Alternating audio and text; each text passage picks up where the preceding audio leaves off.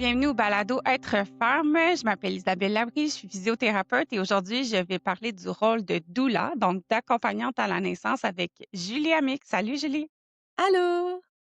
Donc, je te laisse te présenter. Je pense qu'il y a plusieurs personnes en périnatalité qui te suivent sur les réseaux sociaux, mais dis-nous un peu, c'est quoi ton parcours, puis comment tu es devenue doula? Oui, avec plaisir. Merci déjà de me recevoir sur ton balado.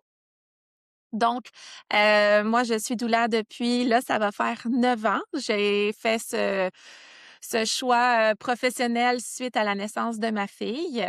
J'étais avant infirmière auxiliaire. J'ai toujours eu une passion pour les soins, pour prendre soin, en fait, des gens.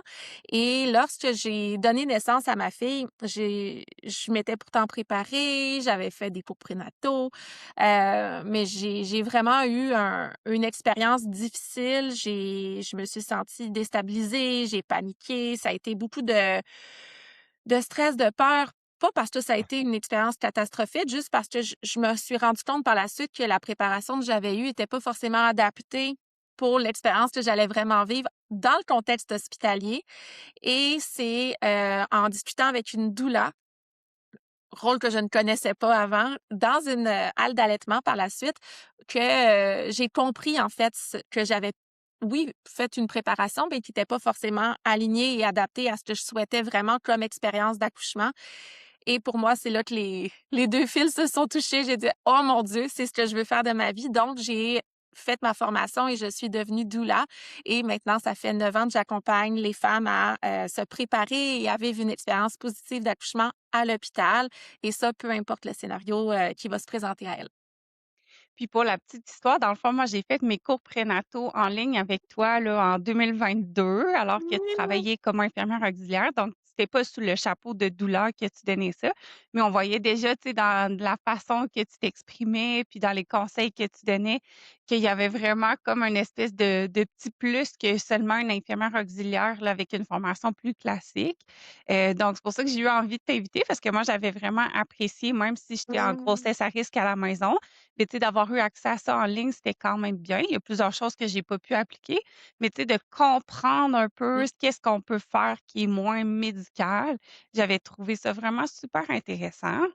Ah, Donc mais je suis contente. J'étais déjà doula, en fait, parce que je suis doula depuis oui, 2017, oui. mais c'est vrai que dans, la première partie de ma carrière de doula, j'ai continué de travailler aussi comme infirmière auxiliaire pour une clinique en périnatalité. Donc c'est pour moi, le meilleur des 2 mondes parce que je joignais, dans le fond, mes 2 professions, mais avec une même clientèle. Et là, ça fait quelques années maintenant, là, que je suis seulement doula à temps plein. La préparation que j'amenais dans ce cadre-là d'infirmière, clairement, il y avait, une grosse touche de mon cœur et de ma passion de doula, là. J'ai toujours eu, cette passion, en fait, puis cette envie de partager tout ce qui peut faire que, ben, on va se sentir en confiance, en sécurité, on va être outillés, puis que oui, c'est ça, on va éventuellement vivre une belle expérience, là, même quand ça déroge un peu du scénario, initial qu'on aurait souhaité. C'est ça, puis tu sais, même si moi j'étais déjà physio-périnéale, c'était la première fois que j'entendais, tu sais, tout, le le safe space, tu sais, se coller, la sécrétion de l'ocytocine. Je trouvais ça vraiment bien, fait que ça m'avait comme ouvert un horizon que j'avais jamais entendu dans le cursus plus scientifique, médical. Fait que je me suis mis à m'intéresser à ça. Moi, je suis pas accompagnante à la naissance, mais je pense que ça teinte aussi un peu ma pratique comme physio-périnéale.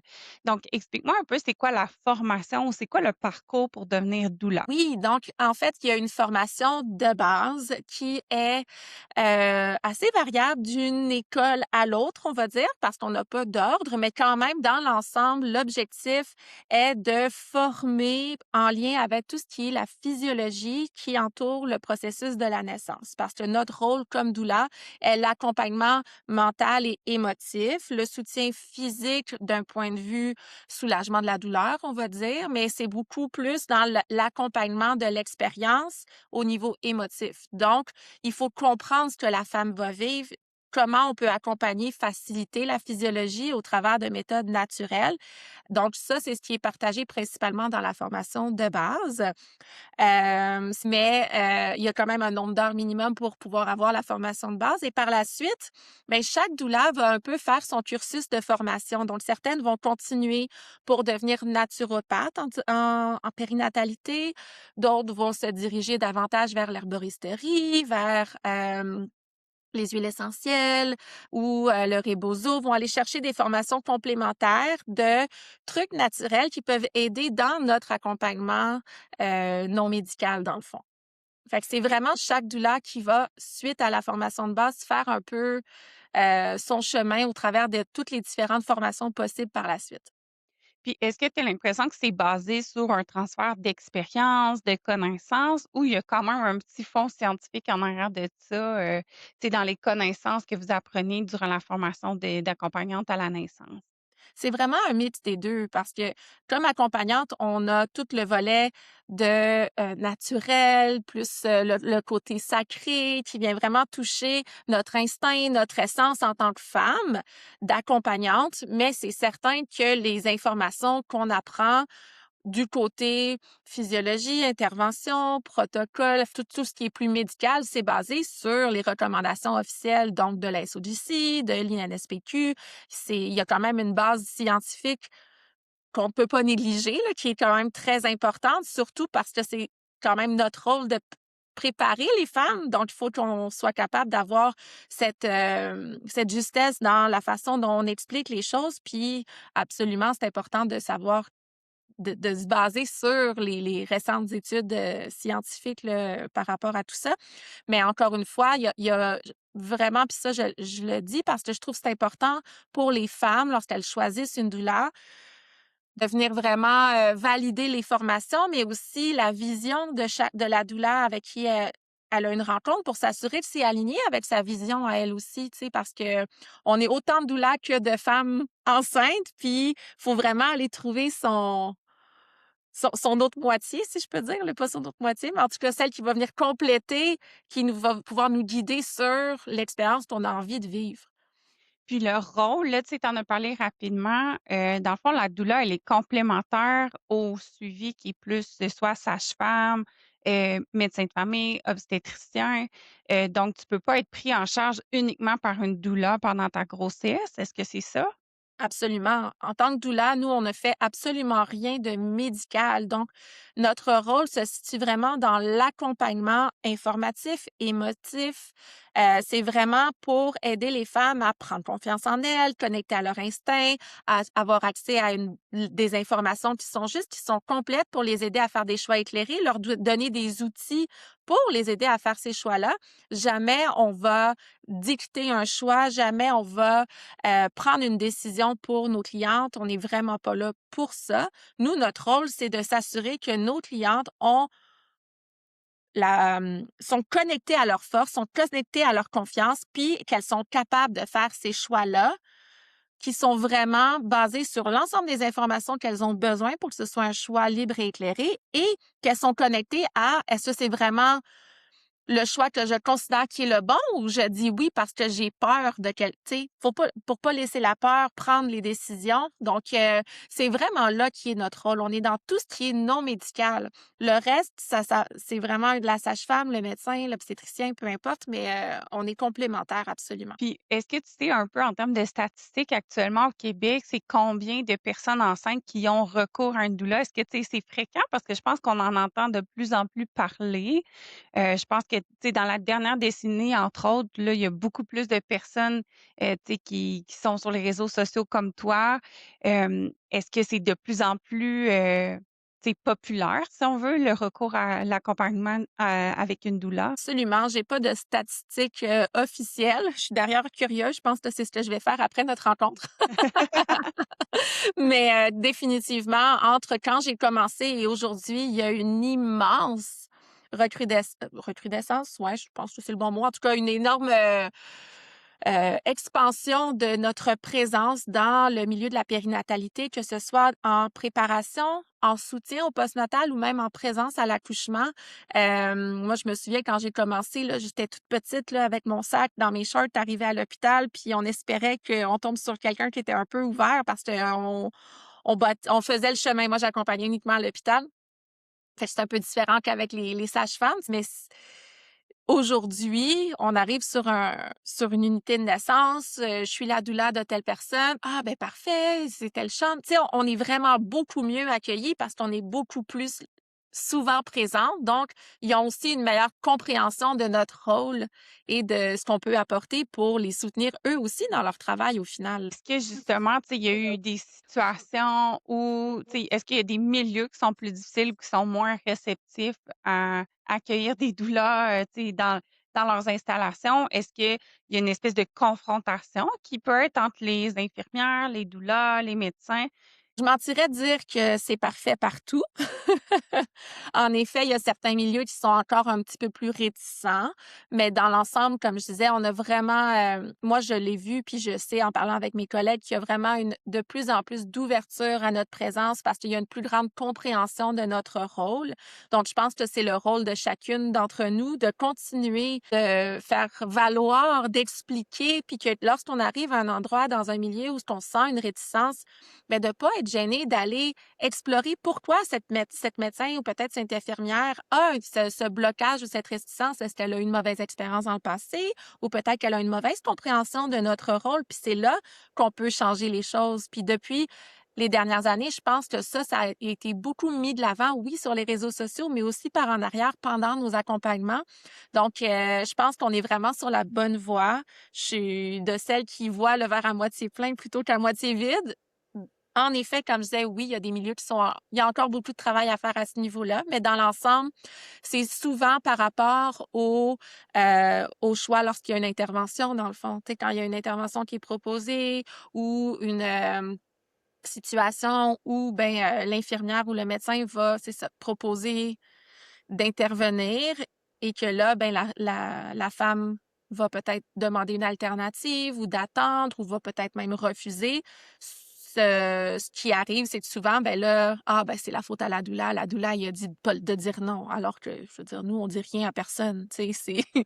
Mais souvent, ça va être, c'est là qu'il va y avoir des petites tensions ou qu'il va y avoir des frictions, on va dire, parce que certaines infirmières, principalement infirmières, je dirais, là, parce que les médecins, on est un peu moins avec eux au courant de l'accouchement, sont souvent le plus vers la fin.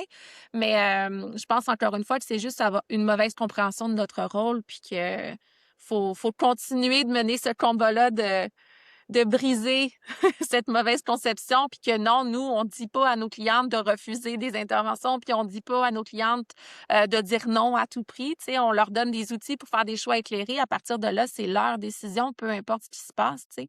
Même si des fois, une cliente, par exemple, pourrait refuser une intervention que personnellement, j'aurais probablement accepté comme femme, c'est pas ma place de dire hey, tu sais, moi, je pense que tu devrais accepter. Jamais de la vie.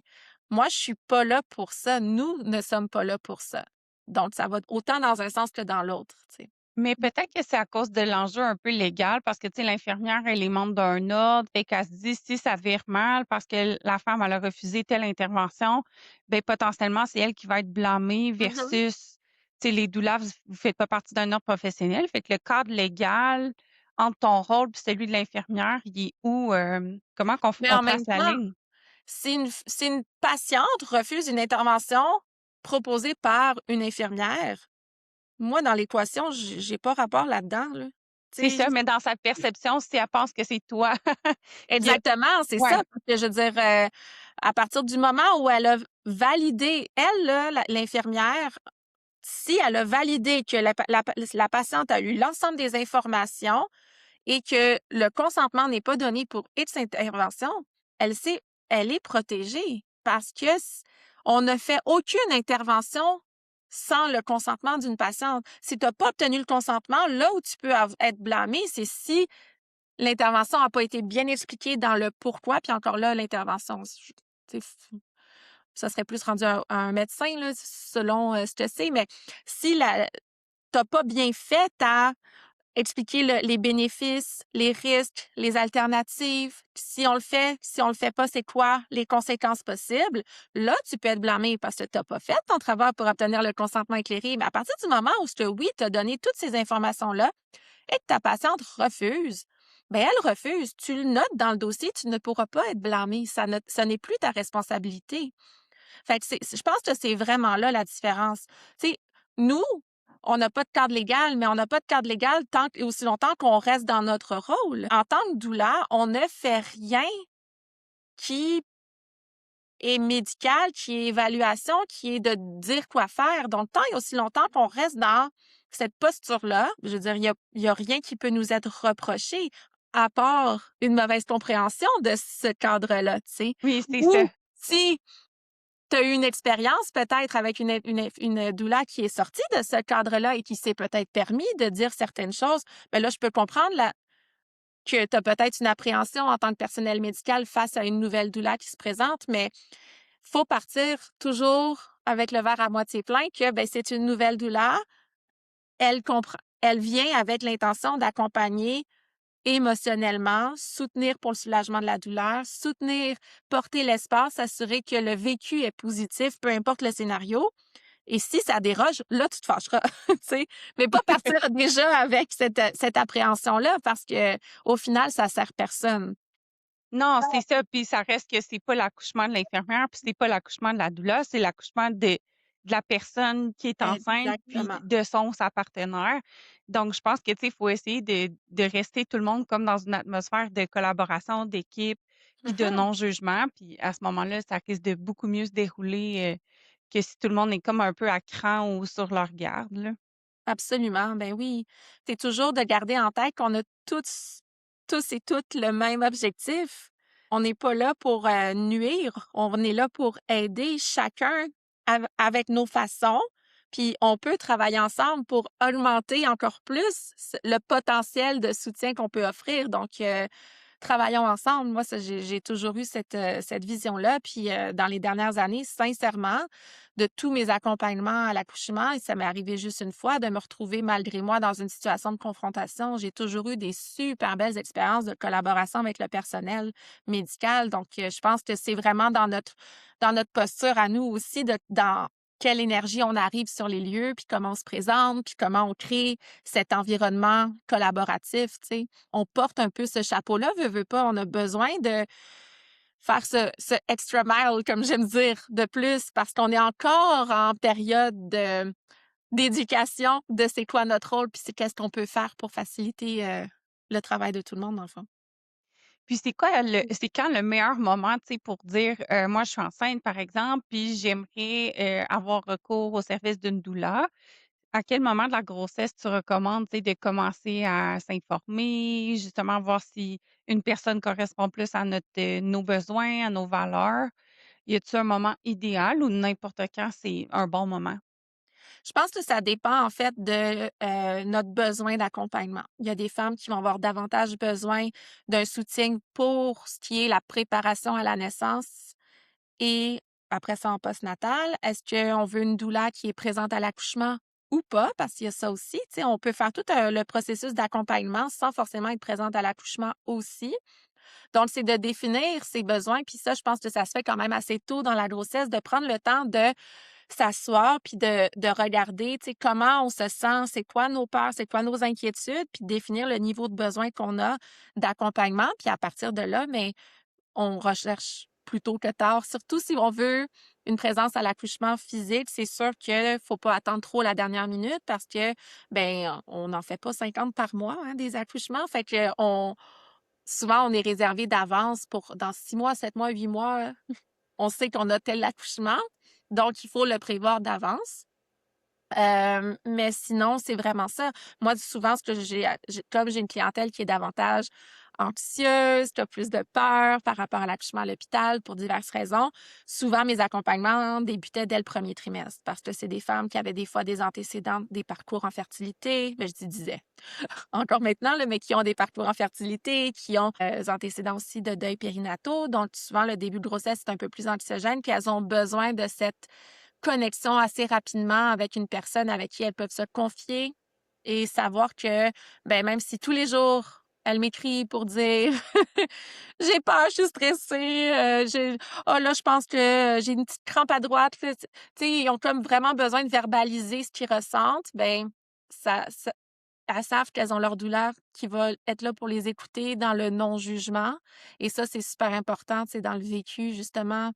Puis on va pouvoir se mettre en place des outils pour aider pour l'anxiété, pour faciliter le vécu de la grossesse aussi. Puis tranquillement, ben, le lien de confiance se crée, fait que c'est encore plus facile pour la préparation à l'accouchement après. Si on fait un petit scénario, là, par exemple, là, je suis enceinte, je t'ai engagée comme doula pour m'accompagner durant mon accouchement.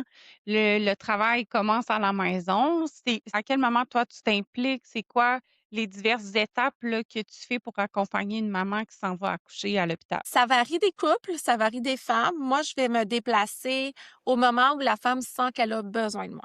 Donc, il y en a pour qui c'est quand elles sont rendues à l'hôpital. D'autres, ça va être pendant la période de latence à la maison. Tu sais, l'objectif, c'est de s'assurer que la femme ne tombe pas dans la panique, dans la souffrance. Donc, ce moment-là est très variable d'une femme à l'autre. Il y en a pour qui, après quelques heures de latence, elles ont besoin de leur douleur pour les reconnecter à leur instinct, les reconnecter à leur respiration, puis les aider à respirer puis à se sentir en confiance dans ce processus-là. Puis d'autres, ça va vraiment être davantage quand le travail est plus intense au niveau du soulagement de la douleur. Donc, souvent, à ce moment-là, sont rendus à l'hôpital. Fait que c'est très variable. Il faut se rappeler que notre rôle n'est pas seulement un rôle de soulagement de la douleur. C'est un rôle d'accompagnement émotif. Donc, le meilleur moment pour nous pour se déplacer, dans ma vision, du moins de l'accompagnement, ben c'est le moment où la femme sent que ouh, là, tout d'un coup, j'ai plus tant confiance en moi, ça commence à être chambranlant. Là, pour moi, c'est le bon moment parce que je veux aller m'assurer qu'elle reste forte, qu'elle reste ancrée, qu'elle reste connectée pour aller le plus loin possible dans son expérience.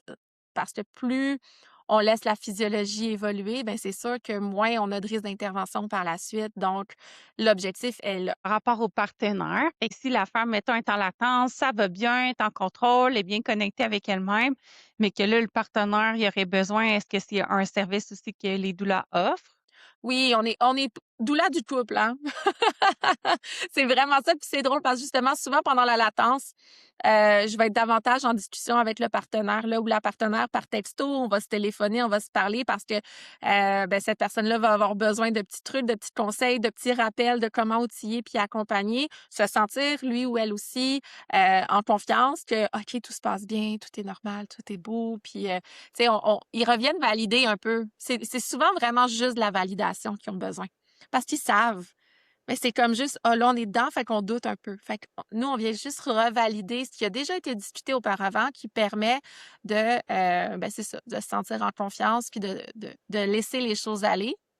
Jusqu'au moment où, ben, ils ont besoin de moi. À ce moment-là, je me déplace. Fait que des fois, c'est, ben, on s'en va à l'hôpital, parfait, je te rejoins là-bas. Des fois, ça va être de venir à la maison. Quand je vais à la maison, moi, c'est mes moments préf, là. C'est tellement doux. L'énergie, là, c'est tellement, tout est silencieux. Puis souvent, tu sais, je viens, là, puis je vais préparer une petite tisane. Puis je vais juste m'asseoir sur le bord du lit à côté, puis je vais lui flatter les cheveux.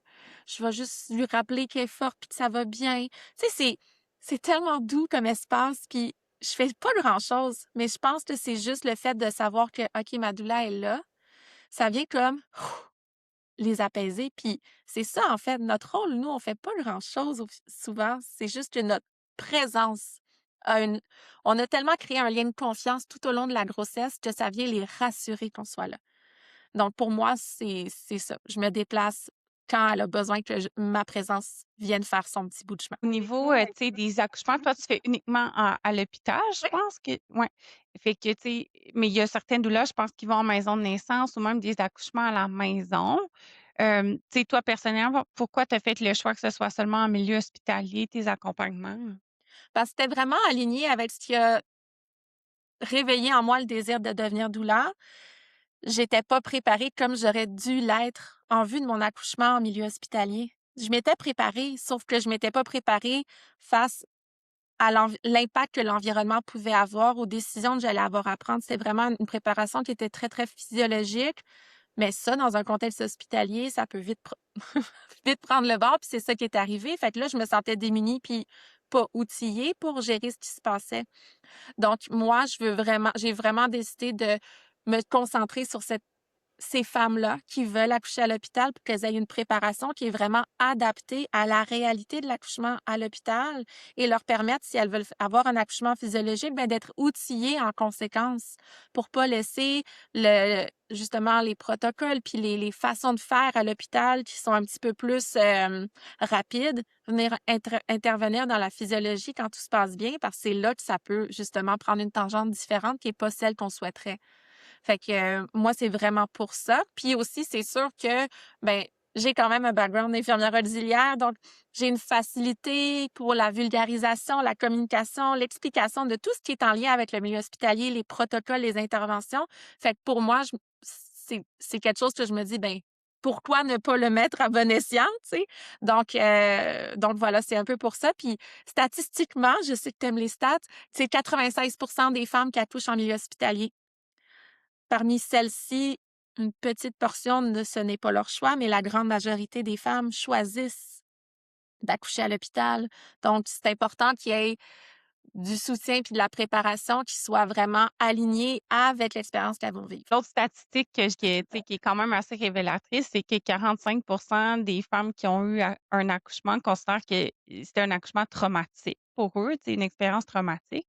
Fait que, le rôle de doula, moi, je le vois aussi par rapport à ça, d'augmenter la satisfaction puis l'espèce de sentiment de contrôle un peu là, Mhm. qu'on a par rapport à notre expérience d'accouchement, puis de se dire, ben, on a tout mis en place pour que ça se passe bien, puis qu'on soit satisfait de notre expérience. Je Ouais. pense que, ça peut augmenter vraiment ce niveau de satisfaction-là, puis réduire le pourcentage de femmes qui perçoivent ça comme traumatique. C'est quoi ta petite recette magique, mettons, de doula, là? Je me souviens quand je faisais les cours avec toi, là, tu disais: «Mettez des petites lumières, tamisez les lumières, collez-vous», plein de choses comme ça. C'est quoi ta petite formule magique, là, en milieu hospitalier? Ben, c'est de se rappeler l'essence de ce moment-là.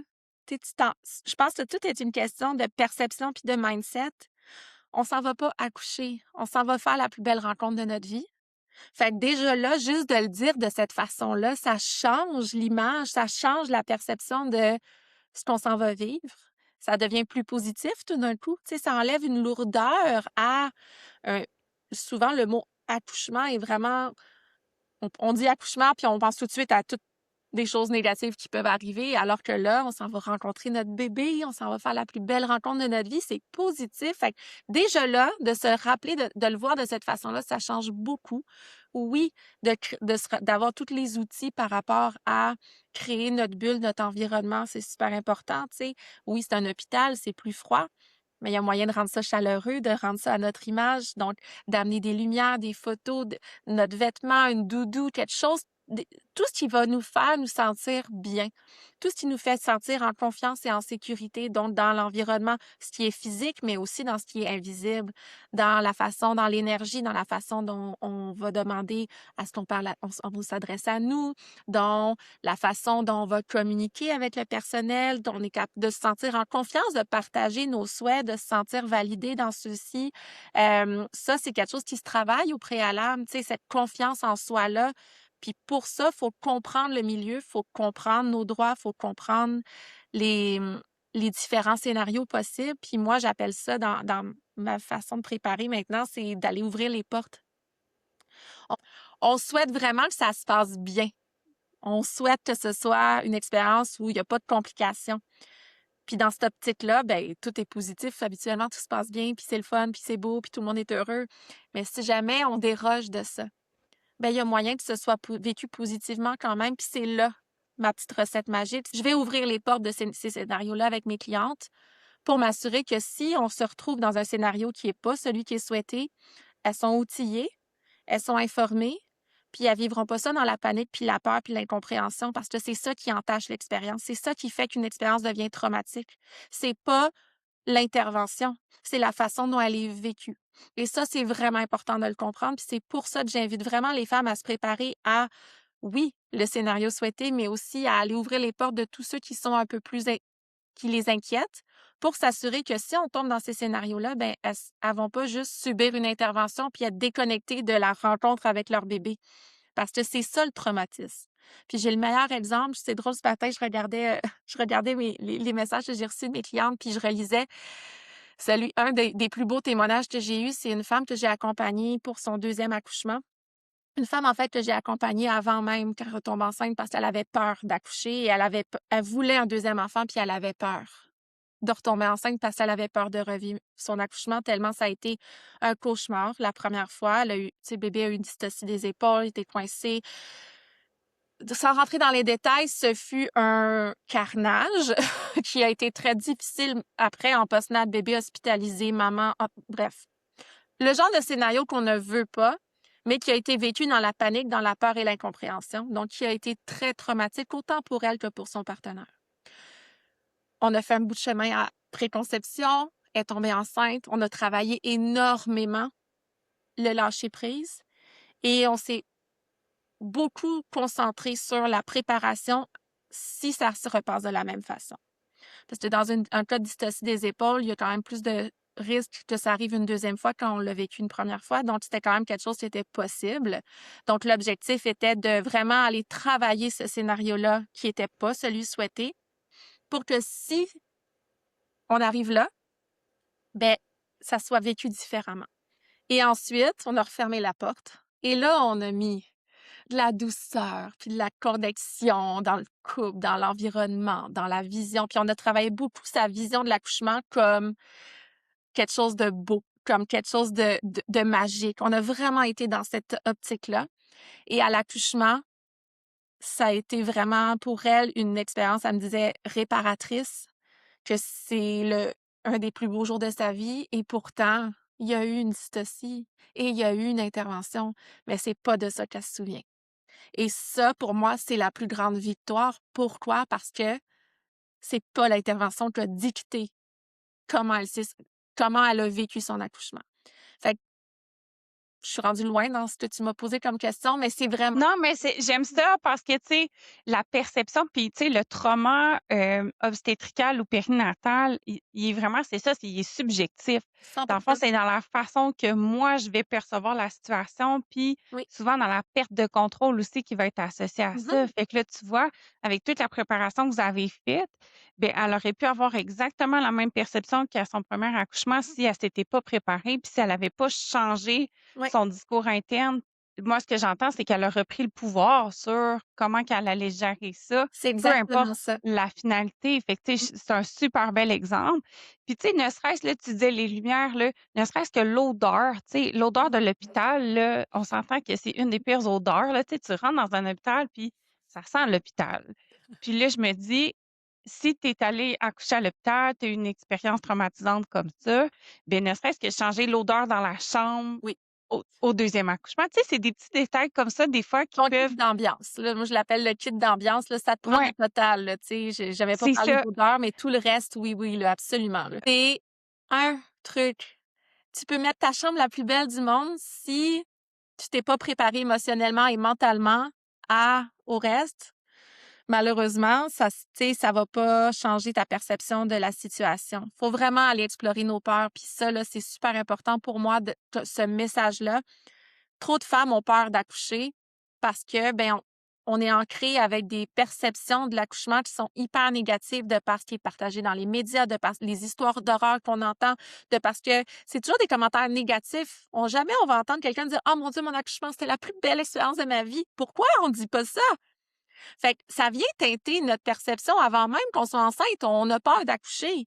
En tant que Ouais. société, en tant que femme, faut venir déconstruire ça parce que ça va c'est ça qui va teinter notre expérience, puis c'est ça qui fait qu'autant de femmes vivent des accouchements traumatiques parce qu'elles laissent ces peurs-là dicter leur expérience au final. Ouais. Mais ne serait-ce qu'en physio, là, quand on demande l'échelle de perception de la douleur, là, de 0 à 10, puis souvent l'exemple qui est donné aux femmes, c'est ah ben 10 sur 10, c'est quand vous avez accouché. Ouais. Faut arrêter de dire ça, c'est mauvais, là. C'est épouvantable. Je peux même pas croire que des professionnels de la santé Oui, disent ça. c'est ultra commun. Fait que, tu sais, déjà là, ça envoie un message négatif Ouais. que ça va être une douleur impossible à endurer. Tu sais, moi, maintenant, mon 10 sur 10, ben, c'est comme vous vous faites croquer par un requin. Je sais pas, n'importe quoi, mais tu sais, pour dire que c'est une douleur extrême, 10/10, mais l'accouchement, là, tu sais, c'est vraiment pas toutes les C'est femmes qui vont percevoir la douleur de la même façon. Tu sais, l'expérience douloureuse, c'est multifactoriel, multisensoriel. Donc, hey, c'est vraiment un mauvais exemple, là, tu sais. ouais, absolument. Puis tu vois, ça fait partie des discours qui viennent continuer d'alimenter la peur de l'accouchement des femmes. Exact, c'est ça. Fait que, tu sais, puis je suis d'accord avec toi que les histoires qu'on entend, c'est tout le temps les histoires d'horreur quand que ça s'est mal passé, quand que justement on n'était pas bien préparé. Est-ce que toi, ça serait quelque chose comme doula que tu aimerais, tu sais, faire, un petit recueil de témoignages, positifs ou, tu sais, est-ce que c'est quelque chose que tu utilises dans ta pratique? Tous les jours, ma pratique est complètement, dans le fond, dirigée vers ça. Moi, je me considère comme la doula qui est là pour accompagner les femmes à accoucher sans peur, être, tu sais, vraiment bien outillée, bien guidée pour se préparer à l'accouchement en milieu hospitalier. Donc, définitivement, moi, c'est ce que je fais au quotidien, déconstruire ces peurs-là, déconstruire les discours, renforcer le sentiment de confiance, la connexion à leur instinct, la connexion à leur confiance en elles. Pour moi, ça, c'est ma pratique. C'est ma vision de l'accompagnement, puis c'est la façon dont je travaille au quotidien dans tout ce que je fais avec mes clientes. En postnatal, quand que les femmes racontent leur récit, même si tu étais pas présente à l'hôpital pour l'accouchement, est-ce qu'en général, tu sais, ils ont eu une expérience positive? Comment qu'ils parlent de leur accouchement avec toi? Dans l'ensemble, là, c'est toujours positif parce que les femmes, tu sais, puis là, quand on parle de positif, là, encore une fois, il faut comprendre. Positif ne veut pas dire que ça a été le scénario qu'elles souhaitaient. Non. Positif, c'est ah, finalement, tu sais, j'ai eu une intervention. Ah, finalement, j'ai été provoquée, c'était pas ce que je voulais. Mais ça s'est full bien passé, ça a été vraiment une belle expérience. Ah, tu sais, à la fin, il est arrivé telle affaire, c'était un peu plate, mais ça s'est bien passé quand même. Pourquoi? Parce qu'elles avaient pas peur, parce que c'était pas la peur qui guidait la façon dont elles ont vécu leur accouchement. Puis ça, encore et encore, je le martèle sans cesse, mais c'est ça qui fait la satisfaction des femmes après l'accouchement. Fait que, oui, dans l'ensemble, à moins qu'il y en ait qui n'aient pas eu une belle expérience puis ça ne sont pas venus m'en parler. Je veux dire, dans l'ensemble, moi, les clientes que j'accompagne ou qui font ma préparation à la naissance Hey Maman, tu sais, c'est des femmes qui sont bien outillées, qui sont bien préparées. Puis si elles font leur devoir, comme j'appelle, d'introspection puis de préparation qui vont de là de faire des exercices physiques, mais vraiment émotifs et mentaux, bien, elles vivent une belle expérience même quand ça se passe pas comme forcément elles voulaient. C'est ça, fait que c'est dans la perception de l'expérience vraiment que Toujours. le vécu peut être différent. Mmh. Puis en postnatal, est-ce que toi, tu accompagnes certaines personnes, tu sais, même après l'accouchement? Quand je faisais des accompagnants avec présence à l'accouchement, il y a toujours, un suivi postnatal, absolument. J'allais à la maison dès le retour de l'hôpital, parfois d'autres fois, mais sinon je reste disponible à distance. On se téléphone, on s'appelle, on se texte. Souvent, c'est les premières semaines, là, on a comme les mamans, ils ont plein de questions par rapport à surtout bébé, mais moi, je m'assure que maman va bien aussi. Mais oui, absolument. Comme doula, tu sais, il y a des doulas qui ont des pratiques qui sont uniquement dirigées vers l'accompagnement postnatal, qui ne font que ça. C'est des doulas postnatales. Elles offrent des relevailles, elles offrent du soutien postnatal, elles vont offrir des soins aussi, que ce soit en rebozo, des massages, le thalasso pour bébé. Tu sais, c'est tout un autre univers encore, là, la maternité. Moi, comme je disais, j'ai vraiment nicher, on va dire, ma pratique dans la préparation et le vécu de l'accouchement positif. Moi, c'est là que je fais ma petite touche de magie de doula. Mais les doulas, là, il y en a plein qui vont dans tous les sens pour vraiment aller dans toutes les sphères de la transition de la maternité. Donc, là, présentement, je fais plus de présence à l'accouchement. J'en ai fait quand même beaucoup dans les dernières années. Je me concentre sur cette partie-là, mais il y a des doulas qui font présence à l'accouchement et postnatal. Il y en a qui vont faire que postnatal, il y en a qui vont faire que prénatal. Tu sais, on va tout chercher un petit peu, c'est ça, ce qui nous anime, puis c'est là qu'on trouve notre flamme puis notre passion de transmettre. Tu as parlé rapidement de ton programme Et Mama, là, si on veut le trouver, c'est à quel endroit qu'on peut, te suivre sur les réseaux sociaux ou, trouver tes programmes en ligne? Bon, dans le fond, tout est sur mon site web, doulajuliamique.com. Puis sur Instagram, évidemment, vous trouvez les liens, puis vous pouvez venir me parler. C'est doula.juliamique. Toutes les informations pour ma préparation à l'accouchement et maman. Ben, je dis à l'accouchement. C'est pas juste à l'accouchement parce qu'il y a tout un module sur la préparation au 4e trimestre et aussi préparation à l'allaitement. Puis là, prochainement, je fais une belle grosse mise à jour. Là, ça va faire 3 ans que j'ai sorti cette préparation-là. Fait que je m'en vais y remettre une petite touche de magie. Fait que bientôt, il va y avoir une super belle mise à jour.